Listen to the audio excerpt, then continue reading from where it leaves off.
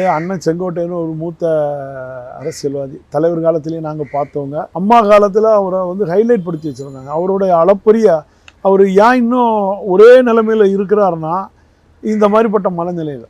ஏன்னா 93 எங்கள் மாவட்டத்துக்கு அவர் வரும்போது இவங்க 3 பேர் தான், அழகு திருநாகரசு, கண்ணப்பன், அண்ணன் செங்கோட்டையன் 3 பேர் தான் மும்மூர்த்திகளாக இருந்தாங்க. நான்லாம் ஆரல் வாய்மொழியிலேருந்து அவ்வளோ தூரம் அவருக்கு வரவேற்பு கொடுத்து மதிய வேளையில் அவ்வளோ கூட்டம் இவங்கள பார்க்குறதுக்கு, அம்மாவால் கை காட்டப்பட்ட இவங்கள பார்க்குறதுக்கு நாங்கள்லாம் ஆளடி உயர்றது. ஏன்னா நான் அப்போ அந்த வட்ட செயலாளர் அந்த நாகராஜா திரள். அப்போ அந்த மாதிரி சூழ்நிலைகளெல்லாம் நாங்கள் சந்தித்து வந்த அண்ணன் செங்கோட்டையன் வயசாயிட்டு, வயது ஒரு காரணமாக இருக்கலாம். ஆனால் பாஜக எதுக்காக போய் பம்முறாருங்கிறது எங்களுக்கு தெரியல.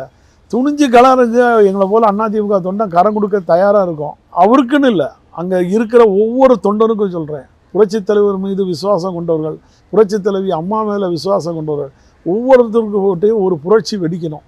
இந்த நிர்வாகிகளை வச்சு தன்னுடைய சுயநலத்துக்காக, தன்னுடைய மகன் சம்பந்திகள் சம்பாதிச்ச சம்பாத்தியத்தை காப்பாற்றுறதுக்காக, ஒவ்வொருத்தரும் நடத்தின ஊழல்களுக்காக 100 கோடி ஊழல் கார்பரேஷன்லாம் சொல்லி ஊழல் நடத்தினவங்க இவங்கெல்லாம் தன்னை காப்பாற்றுறதுக்காக பாஜகவுக்கு அடிமையாக இருக்காங்க.